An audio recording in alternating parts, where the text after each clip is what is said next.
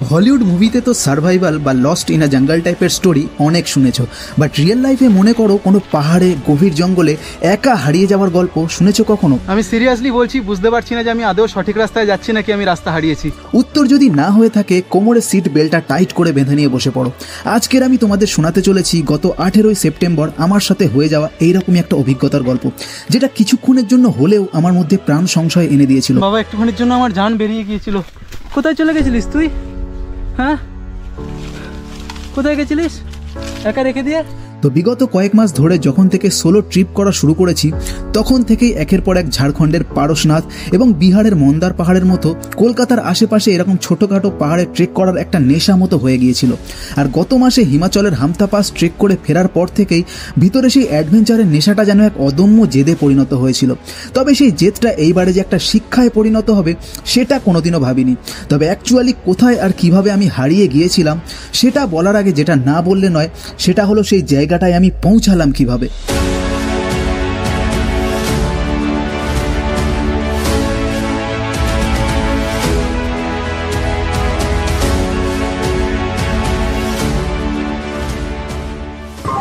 তো অফিস থেকে প্রত্যেক মাসে এক সপ্তাহ ছুটি নিয়ে কিন্তু উত্তরাখণ্ড বা হিমাচলের মতো পাহাড়ে ঘুরতে যাওয়াটা সম্ভব নয়, কিন্তু সপ্তাহে যে একটা দিন রেস্ট পাওয়া যায় সেইটাকে কাজে লাগিয়ে কিন্তু দুরাত্রি একদিনের জন্য পাহাড় থেকে ঘুরে আসা যেতেই পারে। কোথায় কিভাবে চলো দেখাচ্ছি। তো প্রত্যেকবারের মতো এবারেও আমার যাত্রা শুরু হয়েছিল হাওড়া স্টেশন থেকে। হাওড়া স্টেশনের নিউ বিল্ডিংয়ে প্রবেশ করেই দেখতে পেলাম বোর্ডে ট্রেন দিয়ে দিয়েছে। একটু অপেক্ষা করার পরেই 22 নম্বর প্ল্যাটফর্মে প্রবেশ করলো আজকের আমার ট্রেন ক্রিয়া যোগা এক্সপ্রেস।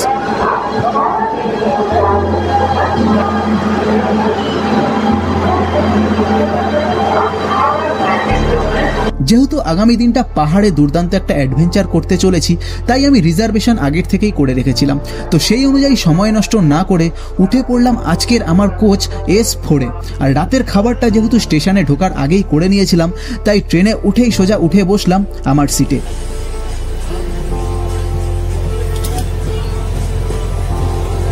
মিনিট 10 অপেক্ষার পরেই যথারীতি তার নির্ধারিত সময় অনুযায়ী আমাদের ট্রেনের চাকা গড়ালো আজকের আমাদের গন্তব্যের উদ্দেশ্যে।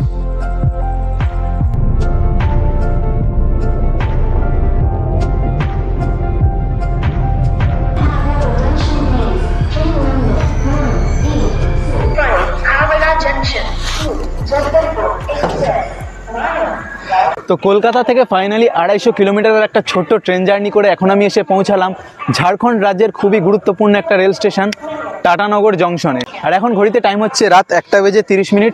আজ রাতটা আমি স্টেশনেই কাটাবো, ভোরবেলা উঠে এখান থেকে শুরু হবে আমার পরবর্তী যাত্রা। তো টাটানগর বা জামশেদপুরে এটা আমার প্রথমবার ছিল।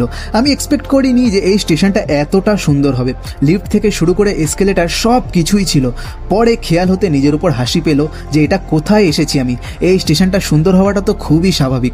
যাই হোক, তো আজ রাত 2টো থেকে শুরু করে ভোর 5টা পর্যন্ত এই 3 ঘন্টার জন্য আমার একটা ডরমিটারি বুক করা আছে।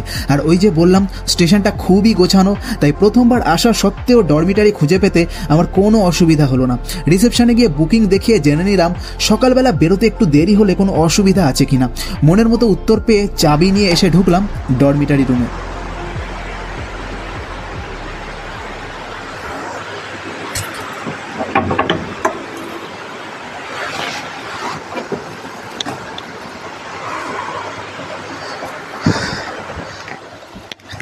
তো এখন ঘড়িতে টাইম হচ্ছে 2:10 আর আমি ফার্স্ট টাইম কোনো স্টেশনের ডরমিটারিতে স্টে করছি। চাইলে আমি কিন্তু বাইরে স্টেশনের এসি ওয়েটিং হল রয়েছে বা এমনি স্টেশনটা যথেষ্ট নিট অ্যান্ড ক্লিন থাকতেই পারতাম, কিন্তু আমার একবার এক্সপিরিয়েন্স করার ছিল যে কলকাতার বাইরে গিয়ে ওয়েস্ট বেঙ্গলের বাইরে গিয়ে কোনো স্টেশনের রিটায়ারিং রুম বা ডরমিটারিতে স্টে করার। তো মাত্র 3 ঘন্টার জন্য কিন্তু আমি বুক করেছি এই ডরমিটারি। রাত 2টো থেকে ভোর 5টা পর্যন্ত, অলরেডি 2:15 বাজতে যায়। তো এই 3 ঘন্টা আমি একটু রেস্ট করবো, করে ভোরবেলা উঠে বেরিয়ে যাব। আর সিম্পলি একদম দেখতে পাচ্ছ ডরমিটারি, তবে কিন্তু খুবই নিট অ্যান্ড ক্লিন। আমি এক্সপেক্ট করিনি এতটা ভালো হবে, যদিও আমি ডরমিটারিতে ফার্স্ট টাইম স্টে করছি। অন্যান্য স্টেশনের ডরমিটারি কীরকম হয় আমি জানি না, তবে এটা দেখে কিন্তু আমি খুবই ইমপ্রেসড। তোমরা এসে চাইলে অবশ্যই কিন্তু থাকতে পারো।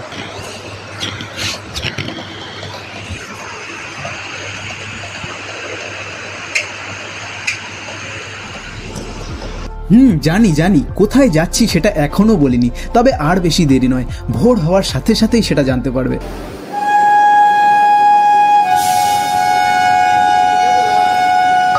So good morning everyone, welcome to the still city of India Jamshedpur. এই মুহূর্তে এখন আমি রয়েছি, দেখতে পাচ্ছ, টাটানগর রেলওয়ে স্টেশনের বাইরে। আর এখন ঘড়িতে টাইম হয়ে গেছে 5:41। আর এখন এখান থেকে আমি যাবো হচ্ছে ঝাড়খণ্ডের মোস্ট ফেমাস দলমা পাহাড়ে। হ্যাঁ, তোমরা একদম ঠিকই শুনেছো। আজকের আমি ট্রেক করতে যাচ্ছি ঝাড়খণ্ডের বিখ্যাত দলমা পাহাড়ে। অ্যান্ড ওয়ান মোর থিং, রাত্রিবেলা আমি যে ডরমিটারিতে স্টে করেছিলাম, তোমরা যদি আমার মতো কেউ সোলো ট্রাভেল করতে কখনো এইসব সাইডে আসো, তোমাদের জন্য মাস্ট রেকমেন্ডেড। খুবই দারুণ কিন্তু অ্যামিনিটিস ছিল, খুবই দারুণ কিন্তু সেফ সিকিউর জায়গা ছিল, এসি রুম ছিল, আর তার সাথে সাথে কিন্তু ওয়াশরুমও খুব সুন্দরই ছিল। সকালবেলা আমি কিন্তু একেবারে পুরো ফ্রেশ হয়ে স্নান টান করেই বেরিয়েছি। টাটানগর তো চলে এলাম, কিন্তু একটা প্রবলেম, আমার কোনো আইডিয়া নেই যে এখান থেকে আমি দলমা যাবো কী করে। আর দলমার ডিস্টেন্স এখান থেকে প্রায় 40 কিলোমিটার, অনেকটাই রাস্তা। ব্রেক জার্নি করে শেয়ারে যেতে পারবো নাকি রিজার্ভ করতে হবে কিছুই আমি জানি না। তবে চেষ্টা করবো বাজেটে ট্রাভেল করার, বাজেটে যেতে চেষ্টা করবো, যেহেতু সোলো এসেছি। তো এই হচ্ছে, দেখতে পাচ্ছ, স্টেশনের বাইরে বেরিয়ে এসেছি। এখান থেকে দেখি এখন চলো গিয়ে কি পাওয়া যায়। আর সেই প্রশ্নের উত্তর খোঁজার জন্য রাস্তা পার করে একটা চায়ের দোকান দেখে 10 টাকার বিনিময়ে এক কাপ চায়ে চুমুক দিয়ে জিজ্ঞেস করলাম, हमको एक चीज़ बताइए, यहाँ से हम आसानी से दलमा कैसे पहुँच सकते हैं? दलमा जाना है हमको। আর যেটুকু বুঝলাম, এইখান থেকে দলমা পাহাড়ের ফুটহিল পর্যন্ত যাওয়ার জন্য আমাকে 3 বার অটো চেঞ্জ করতে হবে। সবার প্রথমে টাটানগর থেকে অটো নিয়ে যেতে হবে সাকচি নামের একটা জায়গাতে, তারপর সাকচি থেকে অটো নিয়ে পারদি, এবং পারদি থেকে অটো নিয়ে কালী মন্দির। যাই হোক, চা শেষ করে চায়ের তারিফ করে থ্যাংক ইউ জানিয়ে বসে পড়লাম সাকচি যাওয়ার অটোতে। অটোতে বসে এই শহরের রাস্তাঘাট দেখে মনে মনে তারিফ না করে পারলাম না। সত্যিই দারুণ সাজানো গোছানো। এরই মধ্যে অটোওয়ালা দাদার একটা প্রশ্ন শুনে গতবারে মন্দার পাহাড়ে যাওয়ার সময় আলাপ হওয়া টোটোওয়ালা ভাই আশিসের কথা মনে পড়ে গেল। উনি আমার ক্যামেরার সম্বন্ধে জানতে চাইছেন। ক্ষণিকের মধ্যে ওনার সাথেও আমার বেশ ভালোই ভাব হয়ে গেল। যাই হোক, সাকচি পৌঁছে ওখান থেকে অটো চেঞ্জ করে পারদি, এবং পারদি থেকে আবার অটো চেঞ্জ করে মাত্র 50 টাকার বিনিময়ে 1 ঘন্টার মধ্যেই পৌঁছে গেলাম পারদি কালী মন্দির। তো এখন ফাইনালি ঘড়িতে টাইম হয়ে গেছে পুরো 7টা, আর এসে পৌঁছালাম হচ্ছে পারদি কালী মন্দির।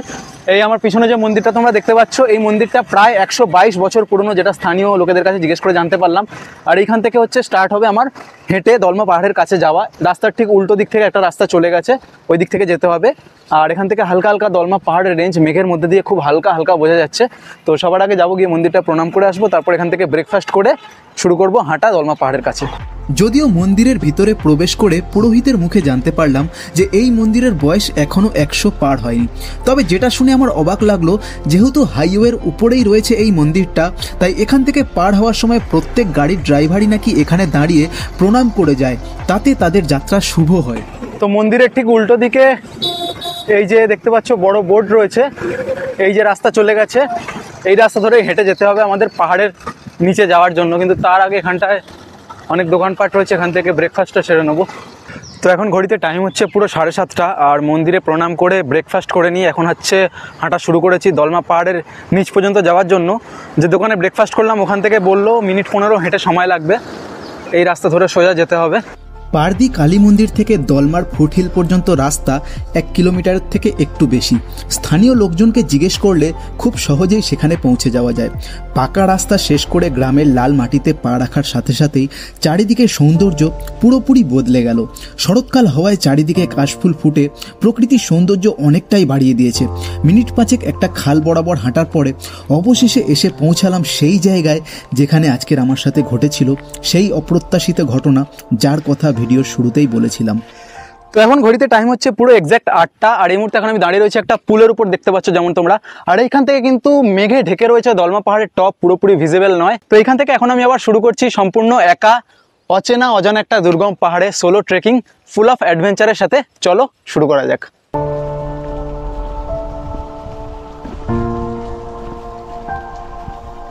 সমুদ্রপৃষ্ঠ থেকে 3000 ফুট উচ্চতায় এই দলমা পাহাড় অবস্থিত জামশেদপুরের কাছে, ঝাড়খণ্ডের পূর্ব সিংভূম জেলায়। এটি বিখ্যাত দলমা ওয়াইল্ড লাইফ স্যাংচুয়ারির জন্য, যার মূল আকর্ষণ হলো হাতি। তবে আজকের আমি এখানে এসেছিলাম ওয়াইল্ড লাইফ স্যাংচুয়ারি বা হাতি দেখতে নয়, আমি এসেছিলাম এই পাহাড়ে ট্রেক করতে। এছাড়া এই পাহাড়ের চূড়ায় রয়েছে দলমা মাতার মন্দির, শিব মন্দির ও বজরংবলী মন্দির।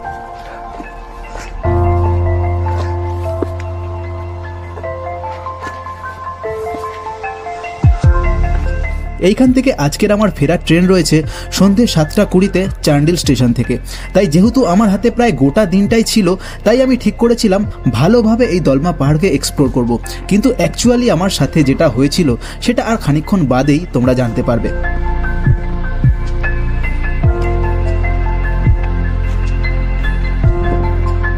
একটা জিনিস দেখে আমার অবাক লাগলো যে এই পাহাড়ের ট্রেল পারশনাথ বা মন্দার পাহাড়ের মতো সিঁড়ি দিয়ে বাঁধানো নয়, যথেষ্ট পাথুরে এবং কঠিন। তবে এটা ভেবে ভালো লাগলো যে সহজ হলে ট্রেকিংয়ের মজা কোথায়। ক্ষণিকের জন্য তো আমার মাসখানেক আগে করে আসা হামতা পাসের কথা মনে পড়ে গেল।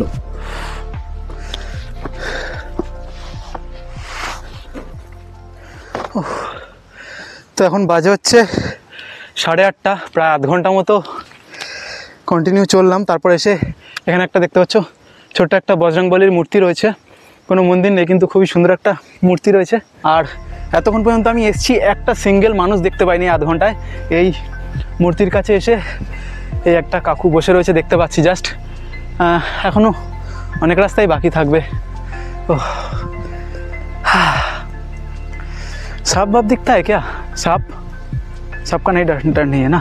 और ये दलमा तो हाथी के लिए फेमस है, तो मैंने हाथी सेंचुरी पे जाने पे ही दिखता है, ये सब पे हाथी नहीं दिखेगा ना। तो এখানে 5 মিনিট একটুখানি বসি, রেস্ট নিই, তারপর আবার সামনের দিকে এগোবো। ওনার সাথে কথোপকথনে জানতে পারলাম যে উনি এই জঙ্গলে শুকনো কাঠের খোঁজে এসেছেন, আর দলমা মাতার আশীর্বাদে এই জঙ্গলে নাকি কখনো সাপ, হাতি বা চিতাবাঘ কোনো রকমই জঙ্গলি জন্তু জানোয়ারের দেখা পাওয়া যায়নি। বজরংবলী মূর্তির পাশে মিনিট 10 রেস্ট নিয়ে যখন আমি আবার ওখান থেকে হাঁটা শুরু করলাম, তখন দেখলাম কোথা থেকে হঠাৎ করে একটা কুকুর এসে আমার পিছু নিয়েছে। মনে মনে ভাবলাম ভালোই হলো, এই অচেনা অজানা দুর্গম পাহাড়ে আমাকে একা চড়তে হবে না।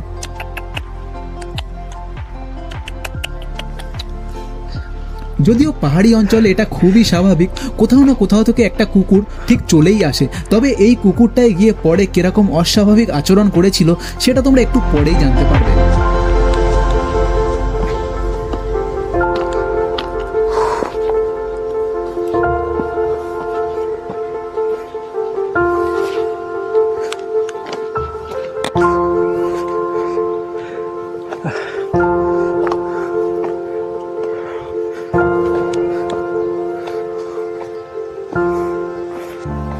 নিচে বজরংবলী মূর্তির কাছে যিনি বসেছিলেন তার কাছে শুনেছিলাম ওখান থেকে আরও প্রায় 30 মিনিট হেঁটে উপরে উঠে আসলে একটা গণেশ মন্দির দেখতে পাবো। কিন্তু এই পাহাড় আমার কল্পনার থেকে অনেক বেশি কঠিন মনে হচ্ছিল। পাথুরে রাস্তা আর খাড়া চড়াইয়ের জন্য কিছুটা রাস্তা চলতে চলতেই ক্রমশ বারবার বসে পড়তে হচ্ছিল।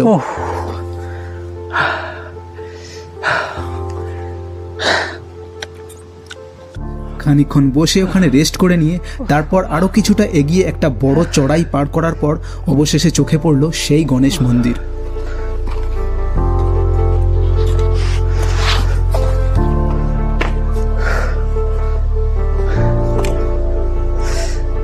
তো এখন টাইম হচ্ছে, আর আমি যখনই এরকম সোলো ট্রিপে যাই আমার মোবাইল হোক বা ট্রাইপড একবার পড়ে না গেলে আমার সেই ট্রিপ অসম্পূর্ণ থেকে যায়। আর এইবারেও সেই নিয়ম ভাঙলো না। যাই হোক, তো এখন টাইম হচ্ছে 9:05, মানে নিচ থেকে হাঁটা শুরু করেছি 1 ঘন্টা 5 মিনিট হয়েছে। আর বজরংবলী মন্দিরের পরে এবার হচ্ছে আমরা এসে পৌঁছালাম গণেশ মন্দির।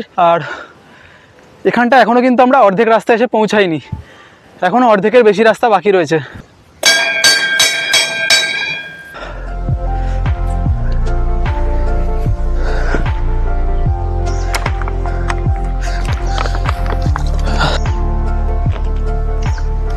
आप क्या डेली ऊपर नीचे आते जाते हैं? क्या काम करते हैं? खेती बाड़ी। নিচে বজরংবলী মূর্তির পর এনার সাথে এখানে আমার দ্বিতীয়বার দেখা হলো। কি কাজ করেন জিজ্ঞেস করায় জানতে পারলাম উনি ঘর বানানোর জন্য পাহাড়ের এই জঙ্গলে কাঠের সন্ধানে এসেছেন। তারপর কিছুক্ষণ ওনার সাথে কথা বলে ওনার জীবনের কিছু গল্প শুনলাম এবং আমার এইসব পাহাড়ে ঘোরার গল্প শোনালাম। তারপর উনি বললেন যে এরপর উনি আর আগে যাবেন না, বাকি রাস্তাটা আমাকে একাই যেতে হবে। যেটা শুনে আমার আরও বেশি খারাপ লাগলো যে ওই কুকুরটাও নাকি এই গণেশ মন্দিরের আগে আর যাবে না। যাই হোক, মিনিট 15 রেস্ট করে আমি একাই বেরিয়ে পড়লাম তারপর বাকি রাস্তার উদ্দেশ্যে।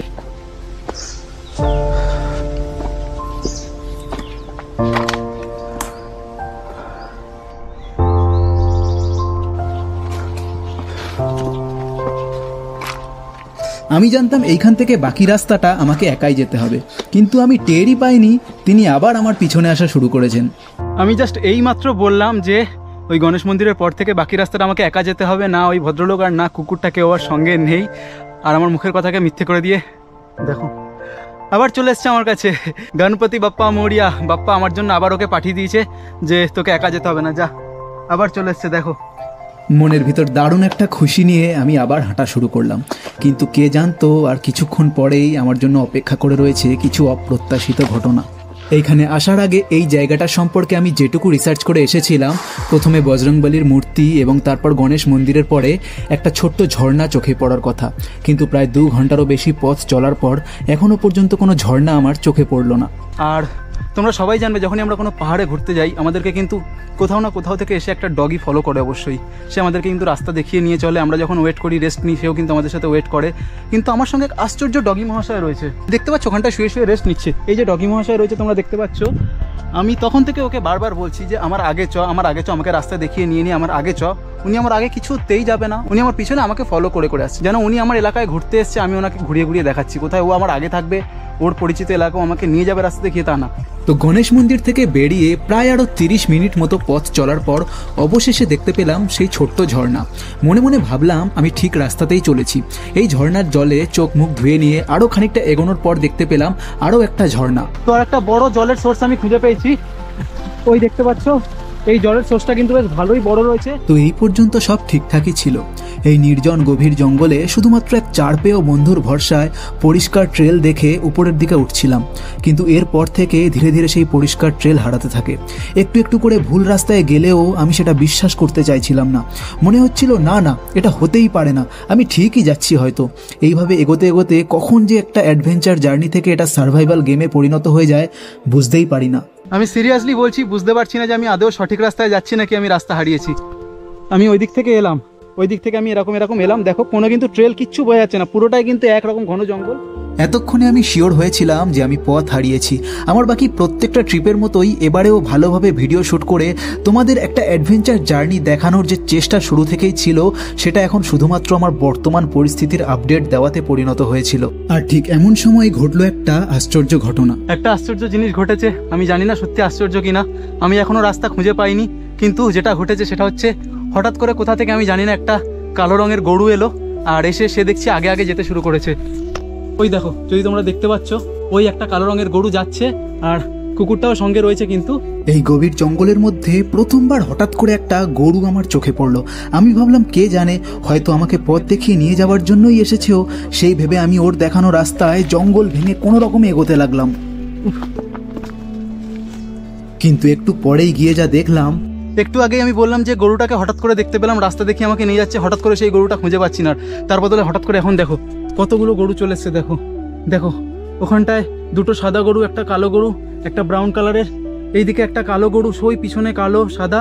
যেখানে আমি ভাবছিলাম একটা গরু আমাকে রাস্তা দেখিয়ে নিয়ে যাচ্ছে, কিন্তু এখানে এসে দেখলাম যে প্রায় 8-10টা গরু এক জায়গায় জড়ো হয়ে যেন আমার আসারই অপেক্ষায় রয়েছে। এই অবস্থায় আমার সামনের দিকে এগোতেও ভয় লাগছিল, যদি ওরা তাড়া করে বসে। যাই হোক, কোনো রকমে ওখান থেকে বেরিয়ে আর খানিকটা এগোতেই এমন কিছু ঘটলো, কয়েক মুহূর্তের জন্য আমার গলার আওয়াজ পেরোনো পর্যন্ত বন্ধ হয়ে গিয়েছিল। বাবা, একটুখানির জন্য আমার জান বেরিয়ে গিয়েছিল। কোথায় চলে গেছিলিস তুই? হ্যাঁ, আমার সাথে থাকা ওই কুকুরটা হঠাৎ করে কোথায় যেন চলে গিয়েছিল। হঠাৎ করে ও আগে দৌড়ে দৌড়ে কোথায় চলে গেল। আমি ভাবলাম হয়তো রাস্তা দেখাচ্ছে, এত দূরে এসে অবশেষে রাস্তা খুঁজে পেয়েছে, হঠাৎ করে তারপর গায়েব হয়ে গেল। ওহ, আমি রাস্তা হারিয়েছি প্রায় 45 মিনিট হয়ে গেছে। ওকে, তো এখন টাইম হচ্ছে ঘড়িতে পুরো 11টা, আর আমি ভেবেছি আর আধা ঘন্টা আমি ট্রাই করব, আর যতক্ষণ ও আমার সাথে আছে। আমি শুরুতেই বলেছিলাম যে আজ সারা দিনটা আমার হাতে রয়েছে এই দলমা পাহাড়কে ভালোভাবে এক্সপ্লোর করার জন্য। তাই রাস্তা হারানোর প্রায় 45 মিনিট পরেও আমি সিদ্ধান্ত নিই যে আরও কিছুক্ষণ উপরে ওঠার চেষ্টা করব। যদি তাতে আমি সঠিক রাস্তা খুঁজে পাই ভালো, না হলে নিচে নেমে আসব। কিন্তু মাত্র 10 মিনিট যেতে না যেতেই আমি এসে পড়ি এমন একটা জায়গায় যেখান থেকে আগে এগোনোটা আর সম্ভব বলে মনে হলো না। ওকে, সো এবার একটা ডিসিশন নিতে হবে। 11টা থেকে আমি আর 10 মিনিট হয়ে এসেছি, 11টা 10 হয়েছে এখন টাইম। তো সামনে তোমরা দেখতে পাচ্ছ যেরকম জায়গায় এসে আমি আটকে গেছি, গোলে যে কোনোরকমভাবে যে আমি গোলে যাব সেই অবস্থাটাও আর নেই। দেখতে পাচ্ছ পুরো এরকম অবস্থা, আর ও আমার সাথে এসে শুয়ে পড়েছে। যেরকমটা বললাম ও যে আমাকে রাস্তা দেখিয়ে নিয়ে যাবে সেটাও হচ্ছে না। এনিওয়ে, তো এর আগে আমি আর যাওয়াটা উচিত হবে বলে মনে করছি না, কারণ তো এইখান থেকে আমি ঠিক করি আর উপরে না উঠে এবার নিচে নেমে যাব। মনে মনে ভাবি আর কিছুক্ষণ নিচে নামলেই হয়তো সেই গরুর পাল বা ঝর্ণা দেখতে পাবো এবং আবারও আমি আমার সেই চেনা রাস্তায় পৌঁছে যেতে পারবো। কিন্তু সেরকমটা কিছুই হয় না। তোমাদের হয়তো মনে হতে পারে অতটা ভয়েরও কিছু নেই, কিন্তু ওই মুহূর্তে ওইখানে ওই গভীর জঙ্গলে একা দাঁড়িয়ে আমি এতটাই ভয়েতে ছিলাম, কোন রাস্তা দিয়ে কিভাবে নিচে নামছি সেসব ভিডিওতে দেখানোর মতো কিছুই মনোমানসিকতা ছিল না আমার। তারপর আরও প্রায় মিনিট 20-25 মতো নিচে নামার পর আমি এসে পৌঁছাই একটা ঝর্ণার সামনে।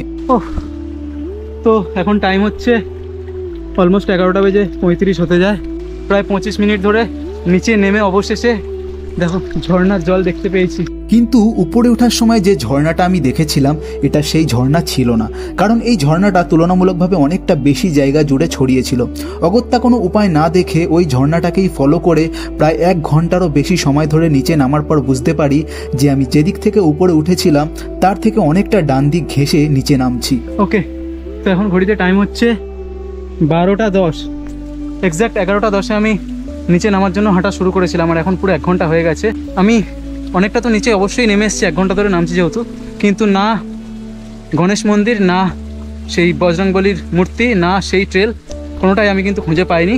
আমার যতদূর মনে হচ্ছে অনেকটা বাঁ দিকে হবে ওটা, কারণ এই ওয়াটার সোর্সটা অনেকটা ডান দিক থেকে নামছে, আমি এটা বুঝতে পারছি। কিন্তু আমি জানি না কতটা বাঁ দিকে গেলে আমি সেটা খুঁজে পাবো, আদৌ পাবো কি না, সেই জন্য আমি কন্টিনিউ এই ওয়াটার সোর্স ধরেই নামার চেষ্টা করছি।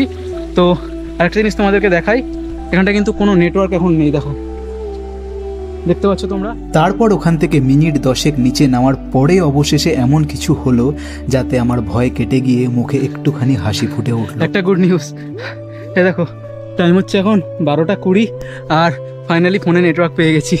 এ দেখো ফোনে নেটওয়ার্ক পেয়ে গেছি, আর গুগল ম্যাপও খুলে ফেলেছি। ফোনে নেটওয়ার্ক আসতেই যেন আমার মধ্যে প্রাণ ফিরে এলো। গুগল ম্যাপে এখান থেকে মাত্র 20 মিনিট বাঁদিকে গেলেই চেনা রাস্তা দেখতে পাবো জেনে মন খুলে হাসতে ইচ্ছে হলো। কিন্তু এরপরেই হঠাৎ করে আমার সেই চার পেয় বন্ধুটাকে কোথায় যেন হারিয়ে ফেললাম। আর জানি না হঠাৎ করে কুকুরটা কোথায় চলে গেছে। ফোনে যখন নেটওয়ার্ক এলো আমি তোমাদেরকে বললাম, তারপর হাঁটা শুরু করেছি, তারপর হঠাৎ করে কোথায় চলে গেল।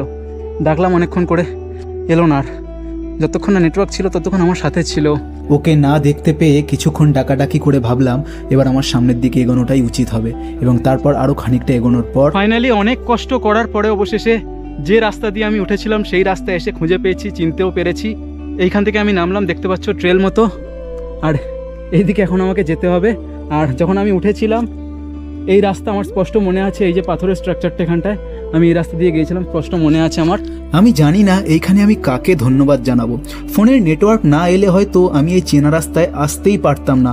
আবার যতক্ষণ না ফোনে নেটওয়ার্ক এসেছে সেই নিচ থেকে শুরু করে উপরে ওঠা, হারিয়ে যাওয়া এবং আবারও নিচে নেমে আসা, পুরো রাস্তাটাতেই সেই চার পেয় বন্ধু আমার সাথে ছিল। যাই হোক, এইখান থেকে মিনিট 10 নিচে নেমেই যা দেখলাম তাতে একেবারে অবাক হয়ে গেলাম। তো অবশেষে এসে পৌঁছালাম সেই গণেশ মন্দিরের কাছে, যেখান থেকে যাওয়ার সময় গিয়ে একটুখানি গিয়ে রাস্তা হারিয়েছিলাম। আর যাওয়ার সময় এখানটায় মাত্র একজন লোক ছিল, এখন এখানে এসছি, দেখো এখানে কজন রয়েছে। তো অ্যাকচুয়ালি কালকের বিশ্বকর্মা পুজো ছিল, সেই জন্য আজকের এখানটা হচ্ছে এদের রান্নাবান্না হচ্ছে, এদের খাওয়া দাওয়া হচ্ছে। তো আমাকে এরা ওয়েট করতে বলছে, কিন্তু অলরেডি বৃষ্টিও এসে গেছে আর আমি নেমে যাবো রেনকোট পরে। আর প্রসাদ দিল আমাকে, আর আমার গল্প শুনে এরা যেটা বললো সেটাই সত্যি, যে হয়তো আমার উপরে এখনও ডাক আসেনি, যে উপরে 3টে মন্দির ছিল, ভোলে বাবার মন্দির, বজরংবলীর মন্দির, দলমা মাতার মন্দির, তো এখন আমার ডাক আসেনি সেই জন্য। আর এই হচ্ছে সে, যে আমার নেটওয়ার্ক ফোনে আসার পর আমাকে ছেড়ে চলে এসেছিলো। তো যতক্ষণ প্রয়োজন ছিল ততক্ষণ ছিল আমার সাথে।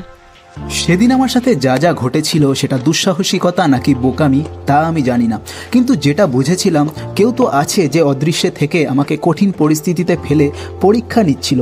সঠিক সময় না আসায় আমাকে উপরে পৌঁছাতে না দেওয়া, ওই নির্জন গভীর জঙ্গলে নিচ থেকে শুরু করে পুরো রাস্তায় একাকী আমার সাথে কুকুরডুপি সাহস প্রদান করা, নেটওয়ার্ক আসার সাথে সাথেই তার চলে যাওয়া এবং সবশেষে আমার ভেঙে না পড়া, এই সব কিছুই জীবনে বাস্তব পরিস্থিতির সাথে লড়াই করে এগিয়ে যাওয়ার জন্য একটা শিক্ষা দেয়, যেটা শেখায় জীবনে কোনো পরিস্থিতিতেই ভেঙে না পড়ে সাহস করে মোকাবিলা করা উচিত। হয় তুমি জিতবে, না হলে শিখবে।